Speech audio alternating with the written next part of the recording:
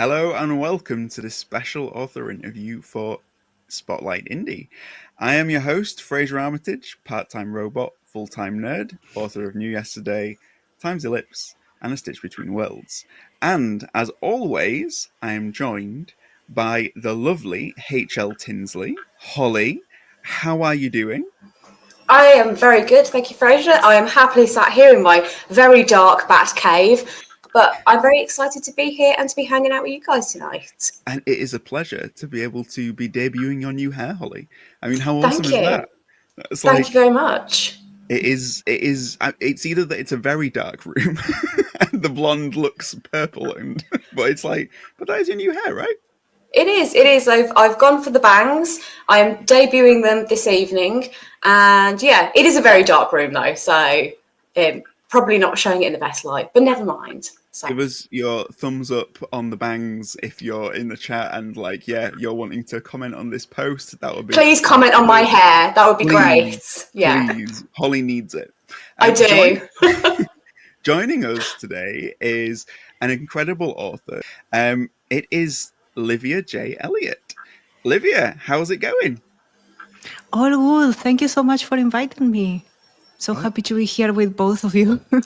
It's amazing to have you and to meet you and to get to chat with you, because you are not just an amazing writer, but you're also an amazing podcaster. So you're kind of like, you put us to shame, basically. So, so thank you. So, thank you. What initially made you go down the writing route? Where does your love of writing come from, do you think? Oh, probably when I was 7 years old that I was writing with 7-year-old appropriate quality. Yeah, it's something that I actually always did, like something that always had an appeal to me. And I started reading like very young. I think I picked up Dune when I was 12. So after that, it was like I always had stories that I wanted to share. I did writing, serialized in a blog for a while. Like I will share original stories, and that was during my teens. Then life happened, completely left it. And in 2020, I resumed and said, like, no, this time I'm going for serious. It's going to happen. Yeah. I love it. I don't think I could even like pick up Dune physically as a book when I was 12. So that's amazing. And your writing now is more like, I mean, for a while you've been writing interactive fiction. So Yeah. you weren't writing that type of like complex fiction at 7, right? You weren't sort of giving sort of your 7-year-old peers the choice between this route or that route. It was still like, even when I was very young, I would still try to write science fiction because it was what I liked. And my teachers were just like, ugh, what is this? It was like the kind of teacher that really didn't like fantasy or sci-fi, like it was like the worst fiction in their opinion. So I never got much support or encouragement to keep writing or anything. I just kept doing it. And yeah, it wasn't, I think like, at that point, I was still trying to learn how to write. So it wasn't like nothing interesting, very tropey. But at least I tried, and that sort of paved the way for where I am now, the style that I developed. And also like I'm older now. That also affected like my view on what I want to write about. So yeah. Are you sure that when they said "ugh," what they weren't really trying to do was communicate to you in Klingon? Because that would be like the ultimate response from like a teacher. But no, I feel they probably disliked it all. Yeah. I feel really sad that your teachers didn't like, because we're all this channel, it's all about sort of like encouraging and like boosting people to get writing, and like, yeah, it's really sad that your teachers weren't like that. I feel really sad for you, Olivia, but I'm so glad that you found that way forward, Yeah, especially like I actually left for several years writing. So probably during my 20s, I didn't write anything. And that was mostly because work, relocating overseas, so a lot of things happening at once. So yeah, I did keep writing because my job sometimes involves writing a lot of documents. So it wasn't the same thing at all. So I didn't lose the encouragement. And back in that time, I was writing in Spanish, but currently it's been probably 10 years that I haven't written in Spanish, my native language. I write everything in English. Find it very interesting. So yeah. That's a really interesting thing to think about because, yeah, it's when so you say about 10 years that shift has happened. So all of your old stories from when you were 7, so they were in one language, so Yeah. you go back and read it and it's Spanish. What was what was the prompt to shift away from Spanish into English? Why make that move? Mm. I think so. First of all, I think any language has pros and cons. There are some things in English that I like more than in Spanish. Like you can get, for example, things like gazing at or gazing into. It gives you a completely different mood based on how you make the phrasing. It's also far more physical, I will say. Like, for example, we have in English, you have like 7 different words for a smile. You have a smile, a smirk, and there are a lot of nuance in how you can explain something like a body beat that you don't have in Spanish. Spanish, I think it does have something interesting in the sense that you have two verbs like be. You have be as being and be as I am happy, for example, like being in a mood or where you are at that moment. And that can also create like a completely different layer. I just like doing a lot of wordplays and picking into the nuance of the language. And that's something that I really liked. And when I started writing in English, like over a decade ago, it was mostly because I learned to speak English on my own. So I didn't have any teachers, anything. And that was a great way of practicing. Like I will try to pick up some books in English and start practicing. Yeah. So it was one way of learning. And after that, it's just like, I really like it. It's a wider audience as well. So I don't see a point in writing in English. And one of my series, like I will really struggle to translate that for given some things that I have done in the writing in there. So yeah. I was actually going to ask that next. Like, have you ever tried to translate your English writing into Spanish? But it sounds like Not it's really. not something you'd enjoy doing. No, so I will enjoy it. The problem is time. Yeah. Like Yeah. I'm an indie author, like I do all my everything myself. First of all, it will be very time consuming. And my other series, Records of the Orders, it features non-gendered eldritch beings that they are addressed with they, them all the time. And I haven't decided what I will do with that in Spanish because Spanish is a gender language. Even furniture has a gender in Spanish. So the day I find out how I could translate that into Spanish, I will probably do it. Is the word Spanish? What gender is that in Spanish? Male. So Male. languages are male. Yeah. Wow. Well, oh, that's But so then you behind the have, for times. example, you have something like a table. It will be female, but a desk it will be male.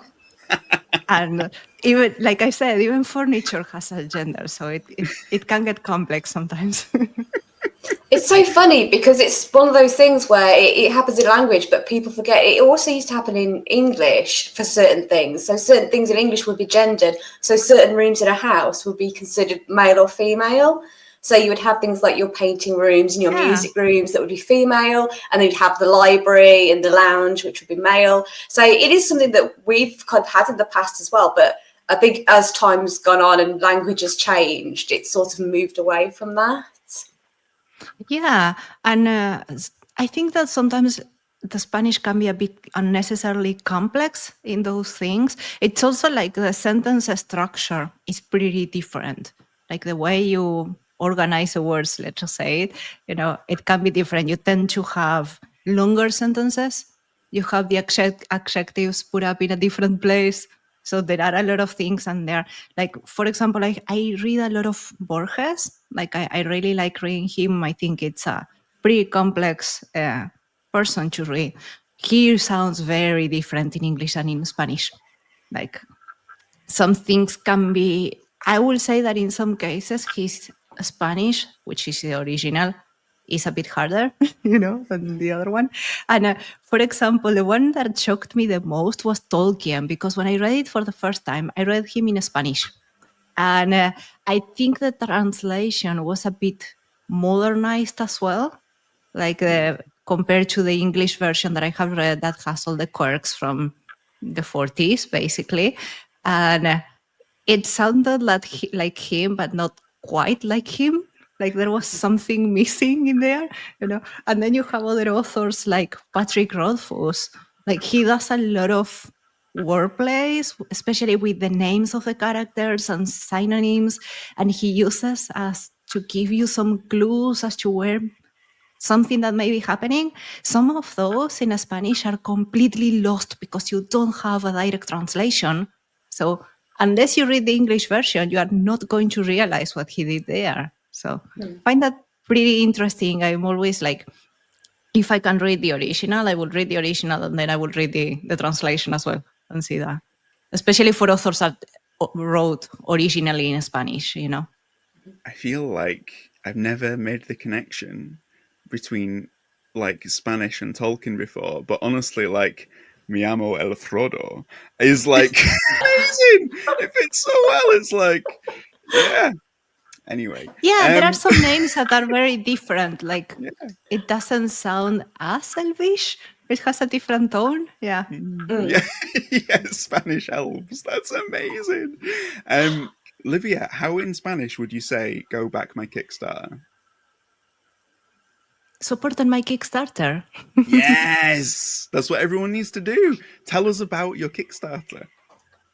Oh, so there is a lot there. So first of all, 2022, I started writing interactive fiction with my partner. And so my partner told me that he would create an app so that I could publish my writing there. And that's how Unearthed Stories came up. And yeah, 2025 is actually the second anniversary, so we are celebrating. And there are some stories in there that I think are very personal that I wanted to reach a wider audience as well. So to celebrate, basically, I picked up the one that I like the most, which is Dance With Me, and I did the novelization. So now I have it on book format. And the Kickstarter is for the paperback and the hardback. And it also has the audiobook, which is already recorded. And the narrator, Alison Phoenix, she's amazing. Like I haven't heard a best narrator than her. She did. So there are a lot of characters in this book. They have a wide variety of accents, especially French accents, and she did them all. One of the characters even sort of sings, and she also did that. So you have to listen to the audiobook. And on top of that, I'm also releasing. So when I wrote Dance With Me, I did it as a standalone, and it is a standalone. It remains a standalone. I just still have things to complain or reflect about. So I decided to do a series, and the series, it keeps that idea that I had going on in Dance With Me, which is there are dolls that are enchanted by magic, stuff happens, and it's mostly an allegory about mental health. So I wrote a sequel or another standalone in that world, which is Our Own Rhythm. And this one is longer, and I have been told it's a bit darker, which it is. The allegory is different, and it follows a completely different cast of characters, so you can read them one the other, but that's also part of the Kickstarter that you can get in some of the rewards. So yeah, there is a lot in there. And Our Own Rhythm is illustrated by a Russian artist, and Dance With Me is illustrated by a Mexican artist. And let me show you, he actually did the illustrations in graphite, and then where the illustrations were scanned, so they are pretty unique. That's one of the characters. And the paperback version has 5 illustrations, which are the same in the app, and the hardback edition has 2 additional ones that are exclusive and not in there. So, and I also kept like everything that you see, all the design, everything in the interior, I did everything myself. So it's quite a personal story, quite a personal design as well, And I know that from reading the author's notes in the back of Dance With Me, I know that this is something that is deeply personal to you. Yeah. What's it like trying to organize a Kickstarter, which is something that is so, you have to have such a, almost like a detached mentality for it to be able to get everything in place? What's it like doing that over something that is so personal to you? Has it been challenging or more difficult than you expected? Scary. I will say that scary is a right word. Like when I wrote Dance With Me originally in 2022, I wasn't okay. I was on the verge of a big career move. I really needed a change. And the whole allegory of the book about a ceramic ballerina that is so fractured that she keeps going. It's basically how I felt at that moment. Like I felt like that. And to me, writing has always been an outlet, either because I need to reflect on something or complain about something. There are cases of both. And yeah, when I wrote it, it did give me afterwards. I like basically all the characters in that book, the secondary characters are saying to Lyra, which is the main character, what I needed to hear at that moment. So it was quite personal. And that's also why I chose it. But after I chose it, I said, like, I'm going to give the spotlight to people on a book that is so deeply personal. It was pretty scary. And since we are in the pre-launch as well right now, like it keeps being scary because the campaign still hasn't started. It starts on May 6th. So yeah, I just hope that it reaches people. But I think that the Kickstarter also gives me hope because writing it really helped. It helped me put up my thoughts in order to have that. I wouldn't say closure because with mental health you are never done, but it did help me do some mending. And I do hope that it helps people in that way as well. Like at least for the comments that I have received so far, it has been quite an impactful story, and that makes me happy. Yeah, I know that. So both me and Holly have had the privilege of being able to read it, Yeah. which is awesome.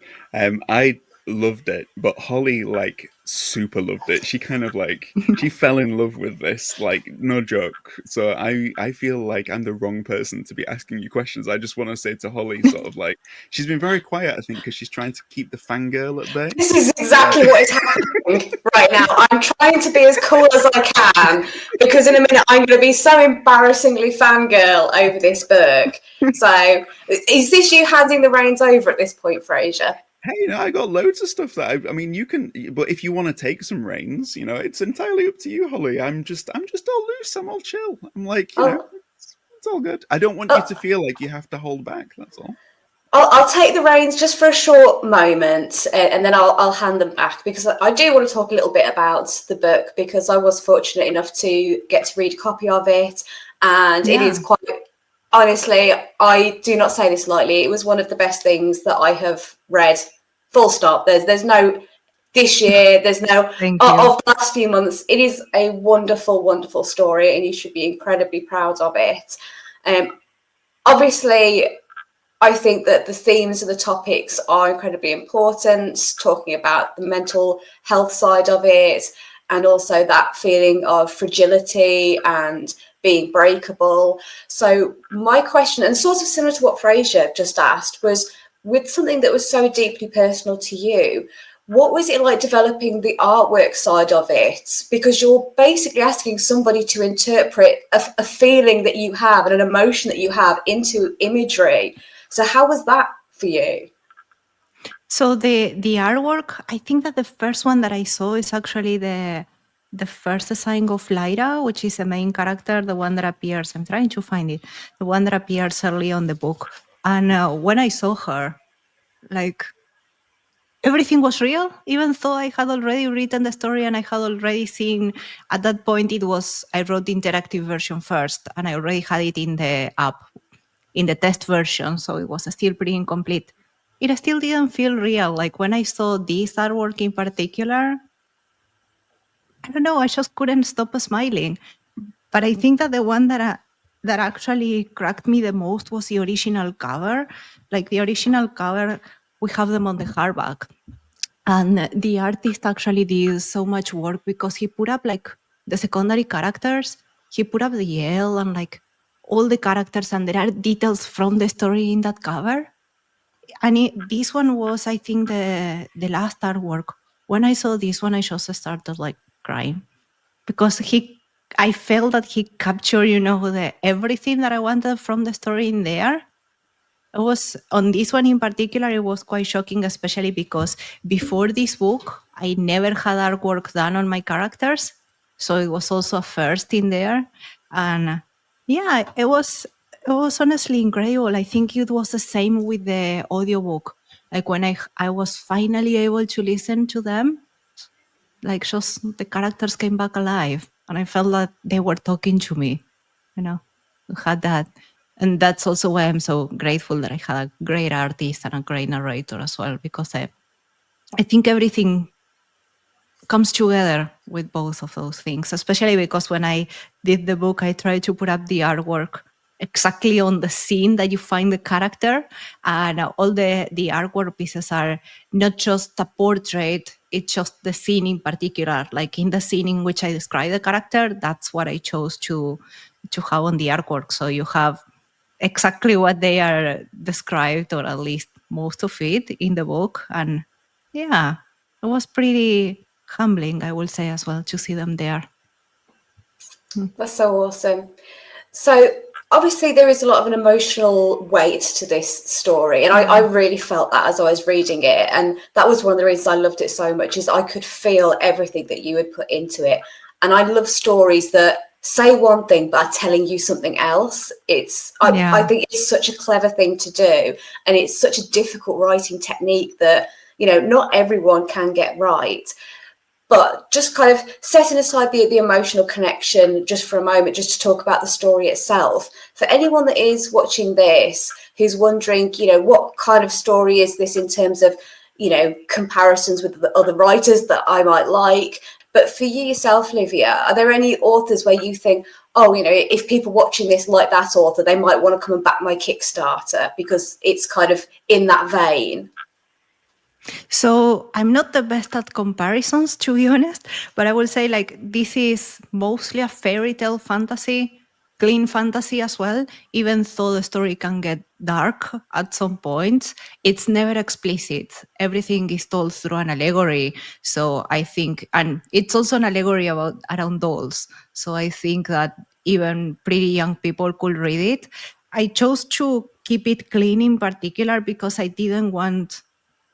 don't think that sometimes you need to be explicit to have an impact, and I like allegories because an allegory gives you the flexibility for everyone to add a bit of their interpretation into the book, into what is happening there. And they can also be part of it by choosing how they read it.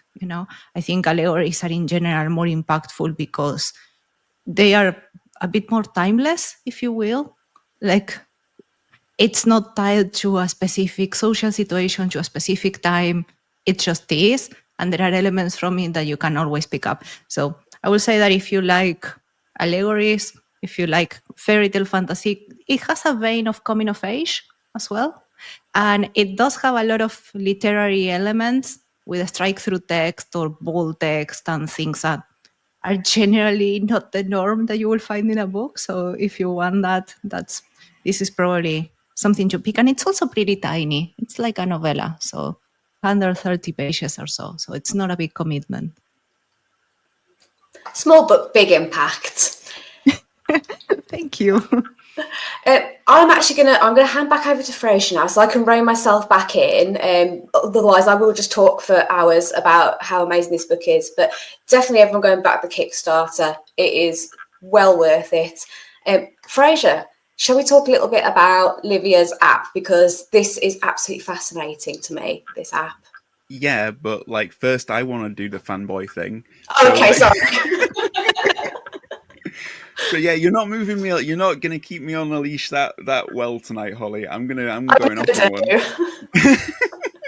No, I am Livia. I love characters who dance, and so like this was Thank just you. like it was so awesome. Like because the main character is this person who is basically a lot of their identity is connected to dance. I was curious, Yeah. do you dance? And how much of No. that is in the character? So I actually don't dance like at all. I'm just a stick trying to move. I'm not the best dancing person. I do have a background in music before I pivoted to other things, to software actually. But in this one in particular, it wasn't. I chose ballet in particular because the allegory came first. So I imagined, those music boxes that have a figurine on top of it, that their whole purpose is to keep going around on the music box. And so that's the allegory that I wanted. And from all the types of dancing, I picked up ballet in particular because I thought it was the right mix of innocence and mastery that I wanted to portray in here. Because let's be honest, it's not easy. Like doing what I do, it's not easy. It takes a lot of training, and it generally, all their lives go around ballet. Like everything they do, like in a sport, everything like they do is around the sport, or in this case, ballet. So that's the idea that I was going for. I had to do a lot of research on it to learn, especially because I don't speak French. And in this book, there are a lot of French words and characters. So also a point that I had to do a lot of research.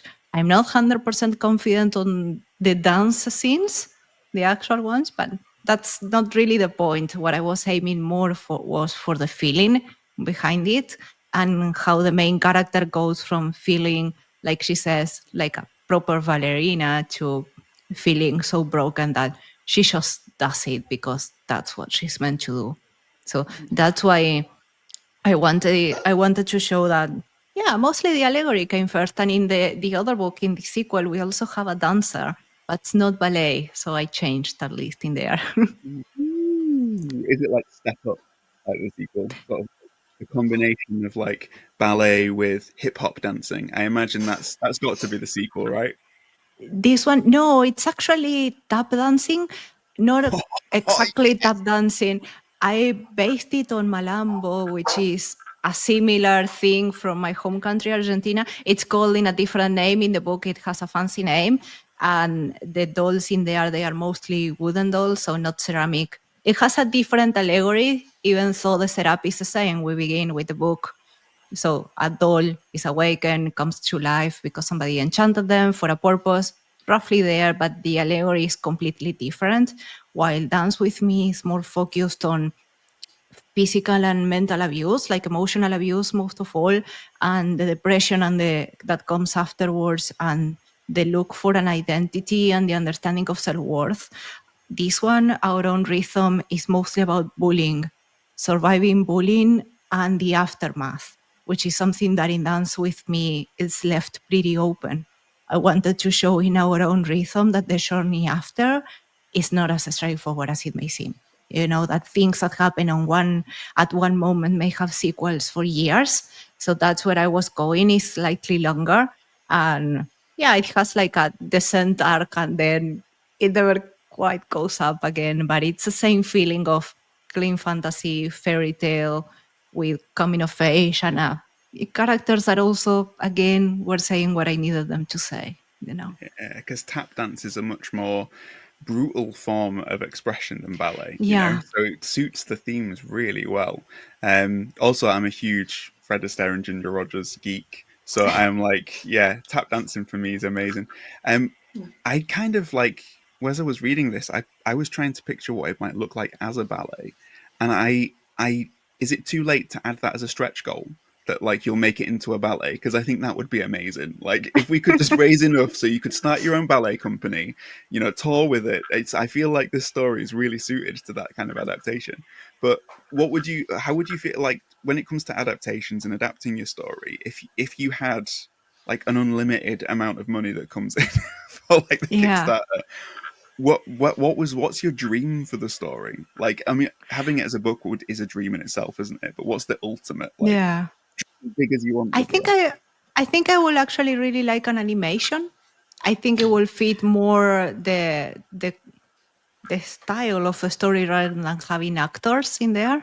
Yeah. Especially because in this one, there are dolls, or there are, for example, we have Margot, which is the doll inside the clock, and she doesn't have legs. She has all the gears and the hair that is stuck into the gears. So it has that fantastic feeling. Yeah, I think an animation, something drawn, will actually work better than anything. But in general, I'm just happy to have it as a book, as you said. Definitely. And the other reason why I think it's important for people to go and back this particular Kickstarter is because when people say, which Kickstarter did you back? And you say, dance with me, you get a free dance. They just automatically are just like, yeah, This okay. is Frasier's putting that in himself. Frasier is offering to dance with every person who backs the Kickstarter. So for everybody who hasn't backed it yet, go back, dance with me. It's amazing. And there are also like some strange rewards. Like besides all the books, there is one tier in which you can get handmade ballet earrings. So that's something. That's awesome. And I will do them myself. Yeah. So Amazing. I will do them myself. And there is another one to get a story with your pet as a protagonist on the app. So yeah. That's really cool. There are a lot of things. There are extra things on top of it. Yeah. I really so did you... No, go Sorry. on, Holly. I just want to say, did you say that you make the earrings yourself? Yeah. There That's are limited incredible. slots. Yeah, there are limited slots because I do them with polymer clay. And there are only 4 slots for that one. So it's going to be, it's, I have everything done, and I will share some details and whips after in the Kickstarter once the campaign actually launches, since we are on the pre-launch. But yeah, that's something that I wanted to share, something very special that I wanted to share, like a side hobby that I also have. That's awesome. Amazing. That's so good. So I'm intrigued by this app. As intrigued as Holly, if not slightly more intrigued than Holly. So don't you dare try and take away my intrigue, Holly, by saying that, this app sounds fascinating. I know what you're trying to do. You're trying to get in there ahead of me. It worked, but this app sounds amazing. Tell us about it.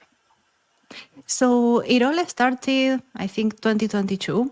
What happened was that at that moment, before during COVID 2020 and 2021, I wanted to publish again.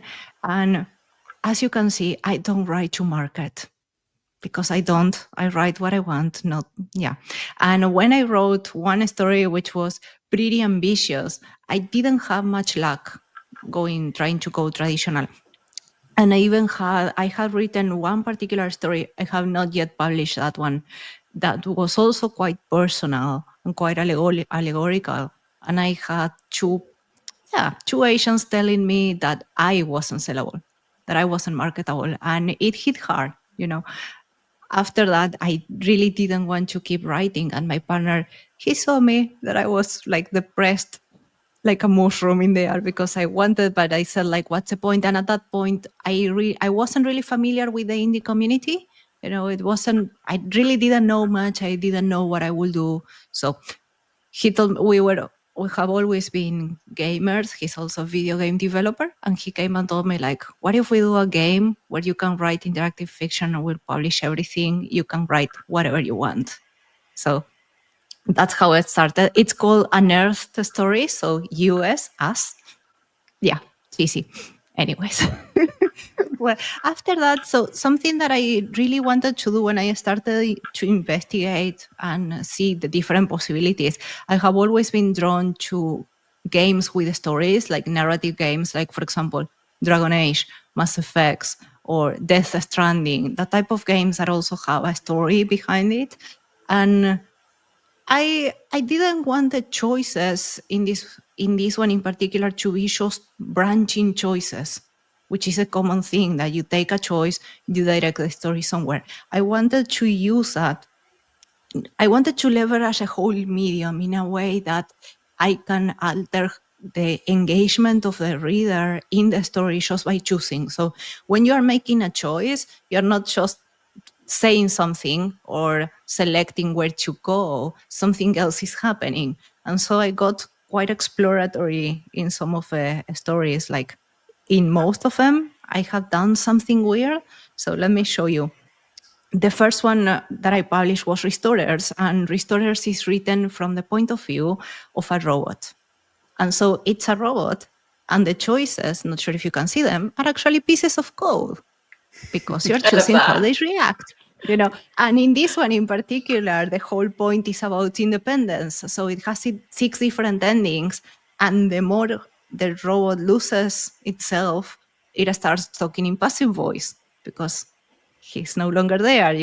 There are weird things like that. When I wrote Dance With Me, I think this is also like the one that was the most experimental of all. I wanted to convey in particular through the mechanics how depression overrides you. Sometimes you really want to do something, but you are depressed and you can't, or you are traumatized and you can have a different thought.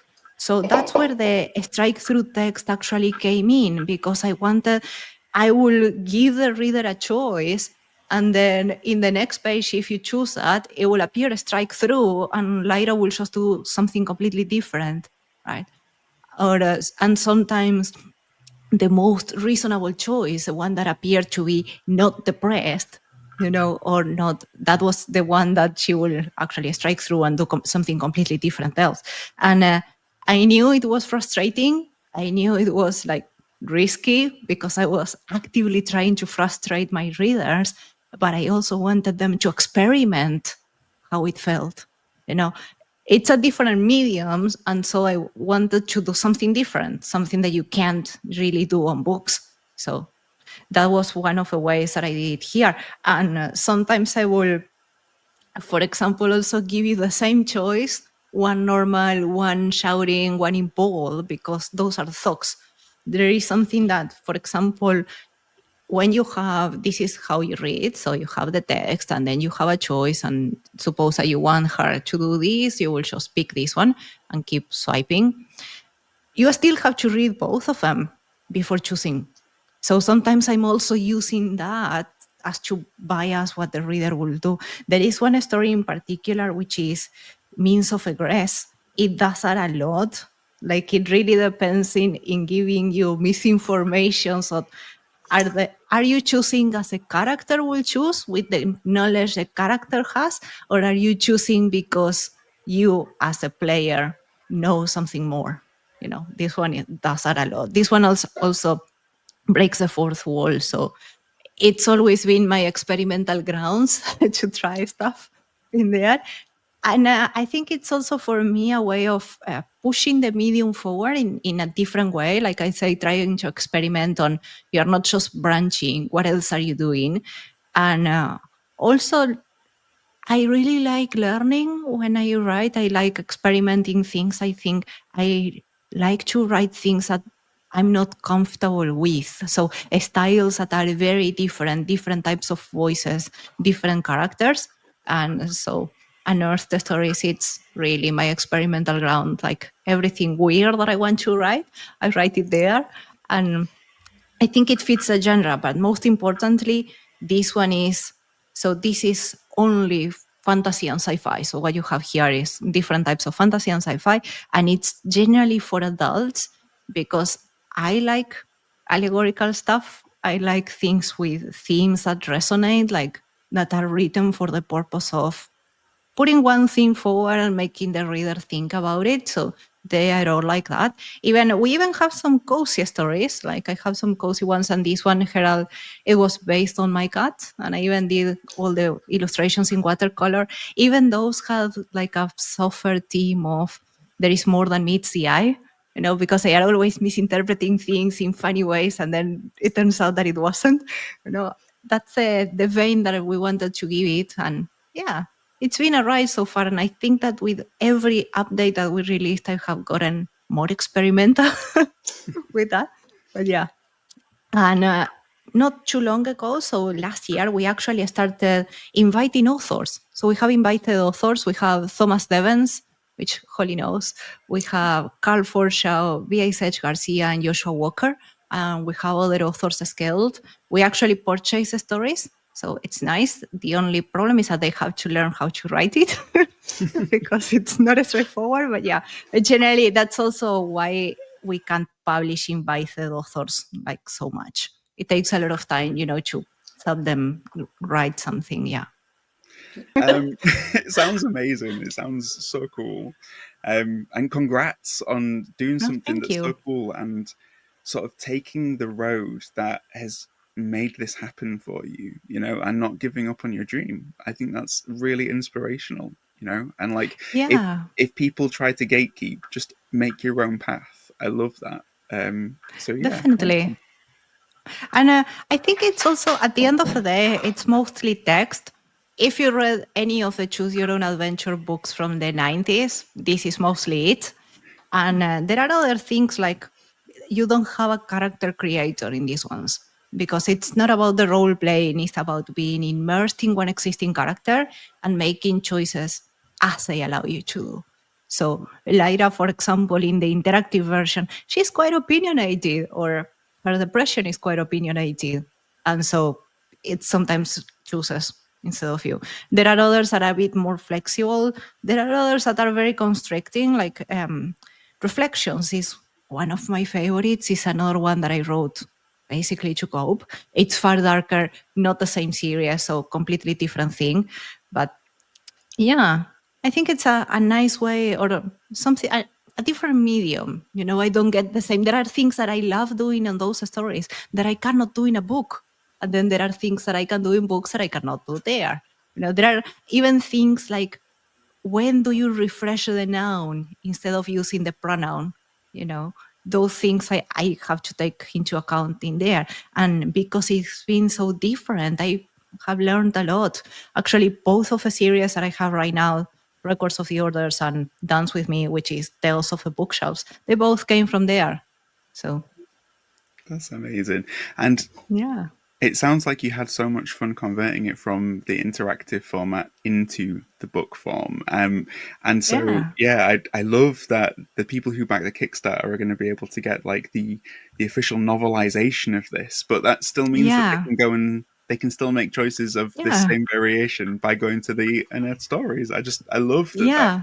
that's still there. And actually, the perk is that most of the stories there are free. Yeah, So the app is free. You just install that, get to read for free. So it's a perk. That's also why we are not releasing an ebook, mostly because if you want a digital version, the app is there. So you can go and read the app. They are slightly different. Like the novelization has extended the scenes compared to the interactive version. And in the interactive version, you can miss some characters. So you will have completely different scenes. And of course, I think the title hints at it. There is some hint of a romance. In the interactive version, you can choose who is your romance. So there is Dorian, which is the one that I chose for the book. He's a dancer. Or you can choose Cadenza, which is a ballerina, and that brings a whole other layer of an actual replacement because the owner purchases a new doll to sort of because Lyra, the main character, was too broken. And if you think that the owner purchased another ballerina, which it's a direct replacement, so she has a lot of different thoughts, and the conversation unfolds differently. There is also an exclusive artwork for that, so depending who you choose, is the artwork that you will get at the end. So there are variations there, and it's nice to see. And you also get all the interactivity, and for example, choices that you make, and Lyra just vanishes them. She pretends it doesn't happen, or the strike through in the choices. So it's a different experience.